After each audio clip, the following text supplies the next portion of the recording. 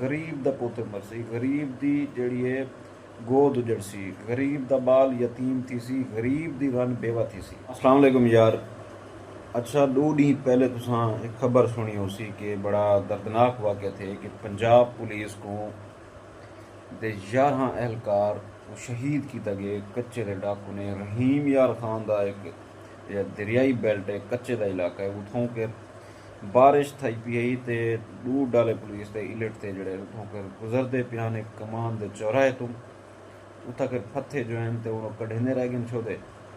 तो जिस टाइम शाम का थोड़ा रोड़ा थे, मगरब का टाइम थे तो अगले धाक दे बैठे थे उन्हें आवन थे राकेट लॉन्चर। बड़ा दर्दनाक तरीके नाल उन्हें 11 एहलकार को जड़ा जहाँ भाग किते, बल्कि शहीद थे गए सारे 11 एहलकार। तो एक उन्हें पकड़ की दे 8-9 जख्मी भी थी गया। यार इहो कच्चे दे डाकू सुनदे सारे कन पक गए।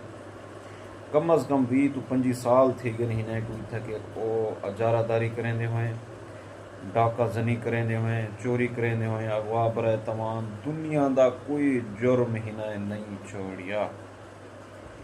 मैं ही चीज़ दो ते हैरान हाँ कि यार जड़ा फंड कढ़ेंदे कच्चे दे डाकों ने सरगोबी वास्ते या आए रोज़ ग्रैंड ऑपरेशन थींदे जिनमें सारे Punjab police, Sindh police, Punjab ranger, Sindh ranger के जवान जड़े हिस्सा गिनते हैं और उन्होंने खिलाफ योग करें होंदे बाद एक क्यों नहीं नेस्तो नाबूद थी पे।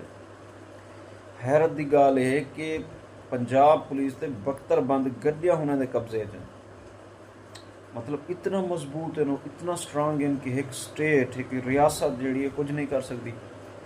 क्या ये दहशतगर्दी क्यों नहीं? अगर मुल्क के कि बे हिस्से दे विच कोई बम ब्लास्ट थी या कोई ब्याह मसला थी वो अगर दहशतगर्दी है तो मैं तो सब तो वही दहशतगर्दी ये है कि वो सरेआम धमकी देने बैठे। और कल एक शहद लुंड नामी बंदा उनकी वीडियो वक्त सोशल मीडिया पर आई, वो अज साफ कहा पे भी तू सारी जुत्ती के बराबर भी गया। यार आखिर कौन है जोड़ा बंदा इतना सपोर्ट की पे जो खुद जलींदे नहीं। 200 किलोमीटर का सारा डिस्टेंस है, 2 हेलीकॉप्टर भेजो इन्हें सफाया करते चाह स्टेशन। अगर हिने की सर को भी ना थी तो ये जुल्मी में थी ना रहे वैसी। और मतलब मरसी ब्याह नहीं, गरीब दा पुत्र मरसी, गरीब दी जड़ी है गोद उजड़ सी, गरीब दा बाल यतीम थी सी, गरीब दी रन बेवा थी सी।